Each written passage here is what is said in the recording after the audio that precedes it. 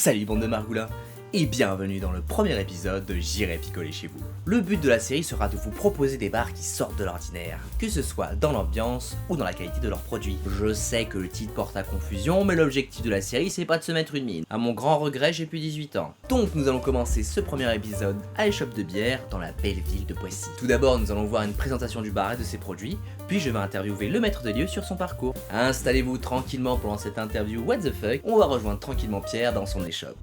Salut, moi je m'appelle Pierre, je suis le patron gérant de la cave à bière, l'échoppe de bière à Poissy. J'ai 36 balais et la cave, je vends des bières artisanales. Donc je vous invite à venir,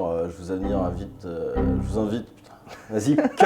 Je m'appelle Pierre, je suis le gérant de la cave à bière, l'échoppe de bière. J'ai dû mettre un peu en retard donc je pense que ça va couper donc vas-y on recommence. Bon, bah lui il va me prendre la tête. Santé.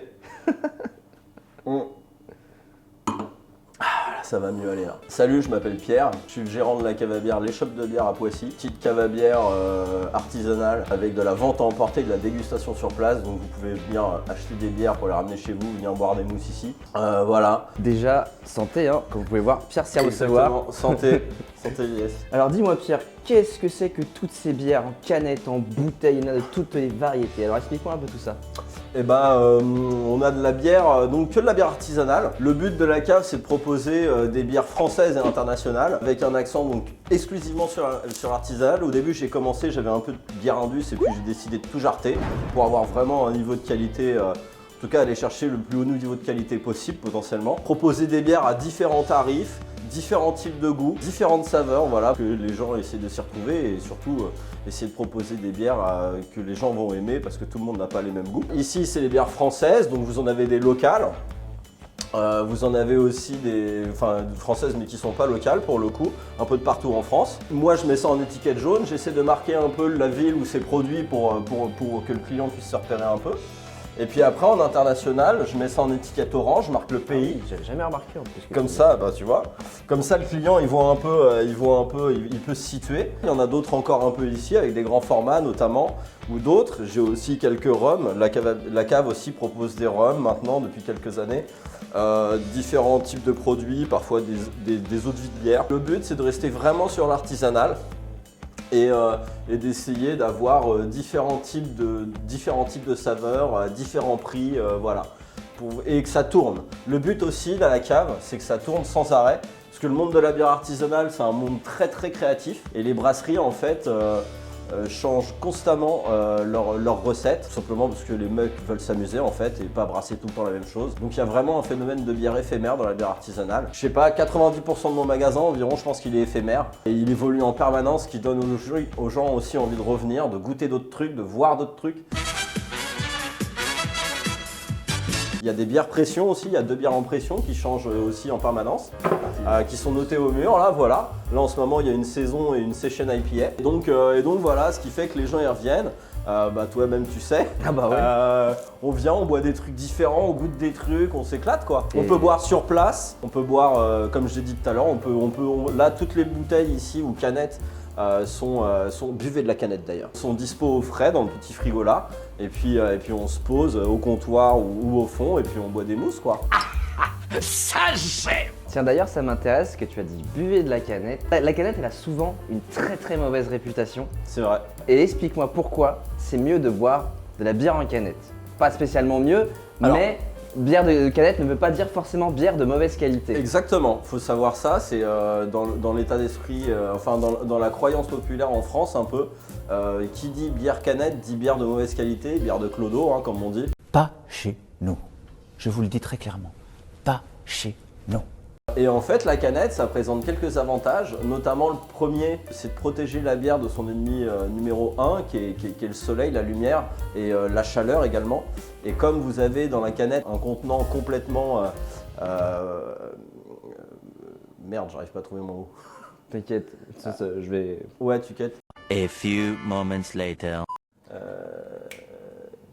putain, c'est fou ça. 6 hours later. Voilà, j'ai bu une bière de bon matin, j'arrive plus à trouver mes mots. Mais bref, la canette, comme vous pouvez le voir, la lumière ne passe pas. Et donc la bière est plus protégée. Il y a aussi normalement quand même dans une canette souvent moins d'air, vous voyez, dans une canette que dans une bouteille. Donc vous pouvez avoir un peu moins d'oxydation, ça peut jouer aussi. Voilà. Donc, et puis moi, ce que j'aime beaucoup dans la canette aussi, et qu'il ne faut pas négliger parce qu'on n'en parle pas forcément, c'est que dans la canette, on peut vraiment s'éclater encore plus sur le graphisme. Et vous voyez, toute la canette, potentiellement, ça peut être une zone d'expression parce que maintenant, le graphisme est devenu super important dans la bière artisanale depuis très longtemps maintenant, mais c'est vraiment, les brasseries s'éclatent, les graphistes s'éclatent. Et donc on a toute la canette pour s'amuser, quoi. Alors que dans une bouteille, vous voyez, on est déjà un peu plus réduit. Donc vraiment, la canette, c'est incroyable.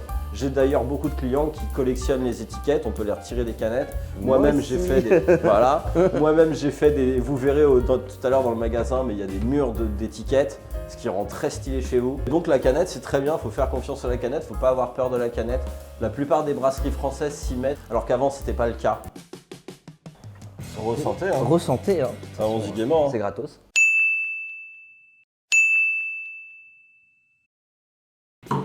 Alors là, Pierre, ce que j'aimerais que tu me dises en fait, c'est que tu m'expliques un petit peu ton parcours professionnel, un petit peu ton expérience, ton expérience pro tout simplement, et en fait, qu'est-ce qui t'a amené à avoir cette envie de faire les shops à bière? Ok.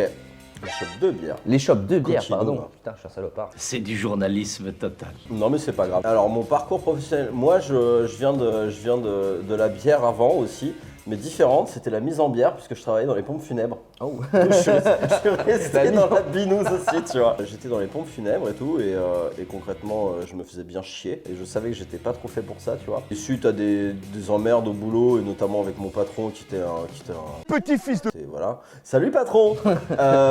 Si tu regardes cette vidéo, je suis parti. Et j'avais envie, si tu veux, j'avais envie de faire quelque chose qui me plaise en fait, qui ait du sens pour moi, quelque chose qui me fasse kiffer.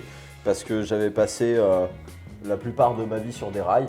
Tu sais, tu fais ton école, tu fais ça, tu fais ci, et tu fais pas forcément ta passion. En fait. Enfin, c'est pas forcément évident de vivre ou ta passion ou un truc qui te plaît vraiment. Et en fait, j'avais vécu sur des rails et je m'étais jamais vraiment donné la chance de aller sur mes rails à moi, dérailler, tu vois. Je me suis dit, vas-y, fuck. C'est pas quand t'auras 40 ans que tu feras un délire comme ça. À cette époque-là, j'étais avec un pote, un de mes meilleurs amis, qui est toujours un de mes meilleurs amis, qui était lui aussi, qui connaissait des délires à son boulot, comme moi, qui pétait un boulon. Et en fait, on a quitté nos boulots quasiment en même temps. Et c'est pas des conneries, un jour, on se retrouve à un bar sur Pigalle, parce qu'on habitait tous les deux à Paris à cette époque. Et on parle et tout, il me fait... Pierre, écoute, moi je crois que j'ai envie de changer de voie et tout. Je fais bah ouais, moi aussi et tout. Parce qu'on savait que tu vois, on voulait faire autre chose, mais. Et on commence à. Il me fait, moi j'aimerais bien faire une cave à bière. Je fais putain, c'est marrant, j'ai un client. Attends, bah t'es Ditra. Ouais. Et donc voilà, on est en train de parler avec ce pote et tout, et puis en fait il a fait sa cave à bière, c'est la petite mousse à Paris, allez le voir, il est très très cool. Alexis, J'irai le voir d'ailleurs. Alexis, ouais, la petite mousse à Paris, à Pigalle, rue de Douai. Et donc il a fait sa cave, et moi j'ai fait la mienne, et on a suivi la même trajectoire. Voilà, le but, comme lui, comme pour moi, je pense c'était de trouver du sens, faire un truc qu'on kiffe, on arrête de nous emmerder, aller au boulot avec plaisir, en repartir avec plaisir. Donc ouais, mon parcours, moi c'est que déjà je suis passionné de bière, j'en buvais déjà avant. Parce qu'il faut savoir que l'alcoolisme c'est un travail aussi. Ça se fait pas tout seul les enfants. Je suis passionné de vin aussi. Au tout début je pensais ouvrir une cave à vin même. Ah ouais, Et puis ouais, au tout début je pensais à une cave à vin. Et puis ici à Poissy il y a déjà pas mal de caves à vin et tout. Et je trouvais la bière plus fun. La bière je trouve c'est quand même un peu plus fun. Ça bouge énormément, c'est un milieu très dynamique. Et il n'y avait rien, même aujourd'hui en France. Hein. Moi j'ai ouvert en fin 2016, même là on est en début 2022. En France des caves à bière surtout positionnées que sur l'artisanal, il n'y en a pas tant que ça. Il y en a même très très peu. C'est vrai. Il y en a très peu. Surtout en banlieue. Ouais, surtout en banlieue. Mais même en France globalement, tu vois, il y a plusieurs milliers de cavistes à vin sur Paris. Des cavistes à bière, il va y en avoir 30, tu vois, pour donner une idée. Alors si on parle de la France, là, ça devient fou, mais ça fait 5 ans que l'aventure s'est passée. Enfin, a commencé. Au début, c'était pas du tout comme ça. Il y avait rien au mur, il y avait pas de déco. Moi, j'ai un magasin évolutif. c'est un magasin évolutif, tu sais, on fait avec les moyens du bord. La priorité, c'est la binouse, quoi. En tout cas, je suis très content parce que j'aime pas le vin et je pense qu'on se serait pas rencontrés. Possible. Sinon.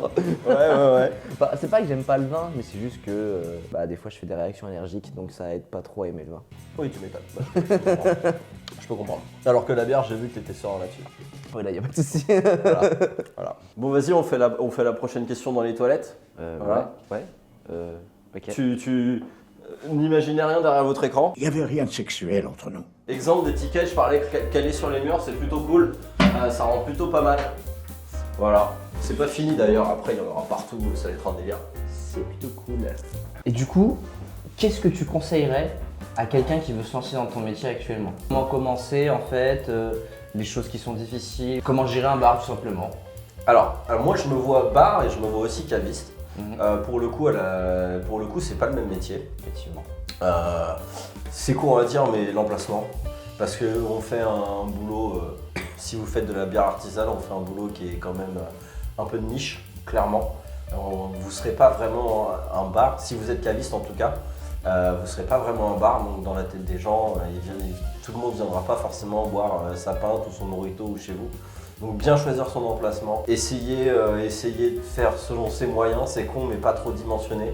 Moi par exemple à la cave j'ai 150 bières en roulement, c'est pas énorme, il y en a qui ont beaucoup plus mais c'est déjà beaucoup, enfin si tu veux tout tester et puis ça me permet de faire rouler beaucoup. Voilà, je sais pas aussi de bien picoler avant, c'est con mais... Tequila, Heineken, pas le temps de niaiser. J'ai déjà parlé à des cavistes par exemple qui n'aimaient pas les stouts ou les sours. Quand on veut se lancer dans ce métier, clairement, faut aimer boire un peu de tout, je pense. T'es un peu un épicurien de la bière. Ouais. Par contre, un message important, si toi, là, tu veux faire ton truc, c'est pas grave si t'es pas un expert de la binousse, tu vois. Moi, j'ai fait ça parce que je kiffais boire des bières et je me suis renseigné et voilà. Mais il faut pas se mettre de pression, se dire, voilà, je suis pas caviste, des fois, on y met des grandes intentions, tu vois, faut avoir des connaissances super étendues et tout. Oui, des connaissances ça aide, mais fondamentalement, ce qui compte c'est de bien conseiller ton client. Voilà. Ton client il s'en fout que tu saches tout de la bière de A à Z. Puis tu peux aussi Il veut repartir avec une bière qui lui plaît. Je suppose que toi, tu apprends un petit peu sur le tas, il y a des choses Bien que sûr. tu découvres tous les jours dans ton métier. Bien sûr. Puis, on le voit en fait avec les nouveaux arrivages de bière que tu nous proposes et ça c'est... Ouais, bien sûr. Il faut être à l'écoute du client et non, mais pour monter, trouver un bon emplacement, ouais. Dimensionnez bien votre cave ou votre bar et puis voilà. Alors maintenant, devant cette magnifique borne d'arcade, tu vas nous dire qu'est-ce que tu trouves le plus difficile dans ton métier? Gérer les gens. C'est marrant, mais je savais que Gérer tu allais les en gens. parler. Ouais, gérer les gens. C'est ouais. compliqué. Ouais. Moi, tu vois, je fais caviste et donc je fais barman aussi. Caviste, tu tombes sur un con, le mec il t'achète des bières, 10 minutes plus tard il est parti, au pire. C'est pas trop grave. Barman, tu tombes sur un con, il boit une bière, il en boit une deuxième, il en boit une troisième. Il est reconnu en général que boire de l'alcool ne rend pas plus intelligent. Donc si déjà vous partez avec un QI inférieur à 33 centilitres, au bout d'une heure et demie, dites-vous que voilà. Donc ouais, gérer les gens. Mais franchement ça va parce que j'ai quand même une chouette clientèle. Tu vois, Ouais, c'est vrai. J'ai des gens cool. Et c'est très cool. J'ai rarement de gros relous. Ouais, et ça pour le coup c'est un conseil que je pourrais donner aussi, c'est armez-vous quoi. Enfin, vous êtes chez vous, armez-vous quoi. Quand t'as un casse-couille, faut pas hésiter à l'envoyer chier quoi. Toi, si ça continue, je vais t'en mettre plein la gueule pour pas un rond. Puis je pense que ouais, la difficulté c'est de... je pense qu'il faut savoir temporiser un petit peu les gens, essayer de les canaliser, parce que tu peux pas direct dire au mec bah va te faire enculer. Voilà, donc si vous avez besoin de conseils sur comment parler à vos clients, n'hésitez pas à m'envoyer un mail, je vais vous apprendre beaucoup de choses. Non, c'est pas possible. Non, c'est ça. Gérer les gens, gérer leurs humeurs quoi. Mais ici j'ai la chance d'avoir des gens cool. Qui pètent pas plus haut que leur cul. Il faut savoir aussi que parfois le patron est con. Ah, ça peut C'est arriver. pas que les clients, on a des jours. ça arrive, tu vois. Donc faut gérer aussi les moments où on est soi-même fatigué, où on est tendu quoi. Mais sinon c'est beaucoup de kiff. Hein. C'est quand même beaucoup de kiff. Hein. J'ai quand même un métier où je peux picoler au travail. C'est la base de mon boulot, tu vois. Donc non, c'est pas mal. Si, ce qui peut être dur aussi, oui, alors ce qui peut être dur, c'est de goûter toutes les bières. On en revient à la notion d'alcoolisme. Croyez-moi, c'est un métier. C'est quand vous avez 40 nouveautés, si vous voulez les conseiller, C'est vrai qu'il faut les goûter. Tu dois savoir de quoi tu parles. Ouais, ça c'est difficile. Notamment par exemple, tu vois, depuis quelques années, enfin pas mal d'années maintenant, il y a énormément d'IPA. C'est sûrement le style qui est peut-être le plus bu, tu vois, dans la bière artisanale, dans le monde, je pense. Et on en boit tellement, c'est dur de se souvenir de toutes les IPA, de leurs notes exactement et tout machin, c'est très compliqué. Moi je sais, en tant que caviste, j'adore une bière IPA ou autre style, mais qui a un goût vraiment très marqué. Ou qui sort de l'ordinaire, parce que je vais pouvoir m'en souvenir plus facilement Et puis même, à force d'en boire tellement, j'aime goûter des choses qui changent. Et bah forcément, plus on en boit, plus c'est rare. C'est un truc que j'explique aussi parfois à mes clients. Tu sais, tu leur donnes une IPA, des gens qui viennent depuis plus ou moins de temps, tu vois, et ils goûtent ça, et des fois ils viennent te voir et te disent ouais, alors c'est cool, c'est bon et tout, mais c'est vrai que bon, c'est un goût que j'ai déjà eu ou je connais, tu vois. Et c'est pas forcément faux, mais il faut réaliser ce qu'on boit, il faut avoir conscience de ce qu'on boit. Déjà, il faut avoir conscience du style qu'on boit, il faut avoir conscience du prix qu'on a mis dedans. On ne peut pas espérer la même chose d'une IPA à 4 €, d'une IPA à 12. Puis c'est le conseil numéro 1 que je donnerais aux clients, comme à tout le monde, c'est il faut savoir garder la capacité d'étonnement, à s'enchanter. Il faut savoir kiffer une IPA, même si on l'a déjà bu 130 fois. Faut garder cette capacité un peu enfantine de kiffer sur le moment et de prendre du plaisir à boire une IPA. Ou un stout, même si on boit que des stouts, toujours garder ce plaisir-là, avoir un peu de recul et se dire qu'on a la chance de boire ça déjà. C'est de ne pas se noyer dans une trop grande attente, dans un trop grand intellectualisme, d'en attendre trop, de prendre trop de distance. La bière, ça reste quand même une boisson de plaisir, une boisson d'échange où le but c'est de kiffer, tout simplement, prendre son pied. Faut garder son âme d'enfant, je trouve. Magnifique. Drôlement beau ce qu'il dit. Je tiens à préciser qu'aucune pinte n'a été blessée durant ce tournage. Et non, elles ont été bues seulement. Du coup, maintenant, c'est bien que tu m'aies dit, je suis content parce que là, je suis vachement grand. Tu vois, là tu me regardes comme moi, je te regarde. Voilà. J'ai pas de tabouret. Et encore, je suis pas très grand, moi. Moi non plus. En fait, maintenant, c'est bien parce que je vais pouvoir rebondir. C'est une question que j'avais prévue. Ok. Une anecdote sur un client qui était le plus chiant, qui t'a marqué, un mec épouvantable que t'as peut-être été obligé de sortir, peut-être pas. Ouais, alors je vais pas. C'est une question compliquée ça. Parce que je peux pas dire de nom ou faire trop de trucs parce que les gens pourraient se retenir. Il y a des clients réguliers. Oui, il y a des clients, voilà, exactement, il y a des clients réguliers qui parfois sont un peu chiants, voire très très chiants. On ne citera pas de nom. Non, on ne citera pas de nom, mais après, ce sera pas forcément rigolo parce que le relou, pour le coup, il est vraiment relou. Mais en fait, en 5 ans, j'ai dû virer 2 personnes, je crois, tu vois. Ah ouais. Donc franchement, j'ai eu de la chance. Notamment un gars qui avait insulté la mère d'un autre gars qu'il connaissait pas en plein sur la terrasse. Sympathique. L'autre gars était un de mes potes, donc il m'a dit fais quelque chose parce que sinon je vais lui exploser la tête. J'ai envie de t'envoyer un bourre-pif, j'ai envie de t'enlever toutes les dents, dis donc c'est bizarre, quelle sensation étrange. Je lui dis écoute, toi tu pars, voilà, tu reviens plus jamais. Bon, faut dire qu'il était con comme c'est tout. Mais ouais, c'est des moments pas trop drôles. Après, il y a tous les moments un peu gênants parfois, mais franchement, ça va. J'ai pas trop d'anecdotes, et puis il faut pas dire de nom. J'invoque le secret professionnel. Voilà. Sinon, la pire phrase de beauf qu'on t'ait sortie. Il y en a des connus, je vous sers quoi? La bite mais pas trop fort.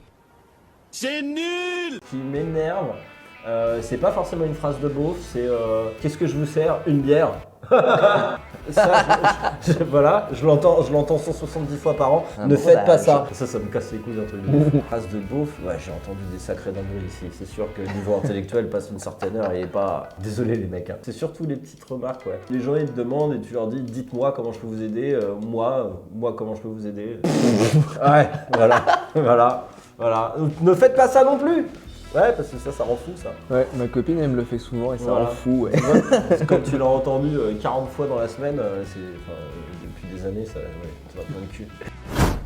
Et maintenant, Pierre, tu vas me parler de la meilleure anecdote, le meilleur souvenir que tu as eu dans les shops. Il y en a plusieurs en vérité, je sais pas s'il y en a un. C'est notamment les anniversaires que je fête chaque année quand la cave est ouverte. On fait une teuf qui finit en général à pas d'heure avec tous les habitués. On s'éclate. Il y a une tradition durant cette soirée notamment, c'est de me faire le tour du pâté de maison sur les épaules. Et je suis transporté comme un sac de patates sur tout le quartier de maison. On chante des chansons paillardes où on gueule. Des fois à des heures pas possibles. Je sais pas si je devrais dire ça d'ailleurs. Bonjour la mairie de Poissy, bonjour le commissariat. C'est qu'une fois par an. Voilà, c'est un peu le bordel. Les anniversaires, c'est toujours des putains de soirées. Les Halloween, voilà. C'est plein de petits moments. Et je kiffe aussi, tu vois, les petits moments simples ou les soirées où t'as pas trop le mood, où t'as pas beaucoup de clients et puis toi t'es pas dans une super ambiance. Et là, tu vois 3, 4, 5, 6, 7 habitués qui arrivent et qui tripent avec toi et tu te bois des coups avec les gens et tu délires et tout de suite tu passes un super moment et ça te fait du bien, tu vois. C'est tous ces petits moments-là en fait qui font kiffer aussi. Alors du coup, voilà, on voit qu'au fil de l'interview, l'alcool commence à faire son effet. Dis-moi, tes projets pour l'avenir, qu'est-ce que tu aimerais faire? Est-ce que tu as une idée d'agrandissement, quelque chose? Est-ce que tu voudrais vendre un peu plus de produits ou changer peut-être les produits? Parce que tu m'as parlé de vin tout à l'heure. Est-ce que, je sais pas, par exemple, est-ce que ça pourrait être une possibilité qu'un jour tu vendes du vin ici? Ouais, alors ça m'est déjà arrivé de vendre du vin. Peut-être pas sur le vin, tu sais, je t'ai dit que je vendais pas mal de rhum. J'aimerais accentuer ça sur les rhums. Peut-être aussi vendre des tequilas. Projet d'avenir, c'est déjà rester en vie. Parce que vous savez qu'on vit une époque on vit une époque un peu de merde. Essayer de s'en sortir, développer la cave. J'ai encore envie de développer des trucs, vitrine, l'extérieur, voilà. Il y a un vieux projet que j'ai toujours en tête qui prend qui est difficile à mettre en route, mais j'aimerais créer un petit festival de la bière artisanale yvelinoise, et ça, tu serais chambé. Et aussi, en projet d'avenir, m'acheter une PS5 et finir Elden Ring. Ah, c'est un bon projet. Voilà. Sachant que, comme je t'ai dit, je viens d'avoir un enfant, donc finir Elden Ring, c'est niveau du Game Plus direct. Putain. Et on sait pas ce qui va être le plus dur, élever ton enfant ou Elden Ring. Ouais, c'est ça, en fait, c'est ça, ouais. Exactement. Ce jeu me fait flipper, tu vois. Je l'ai pas encore acheté, mais il me fait déjà flipper. Là, je suis en train de te filmer, ouais. Bah, en tout cas, c'est la première interview que je fais où je vais repartir bourré, quoi. Tu bosses cet après-midi? Ouais.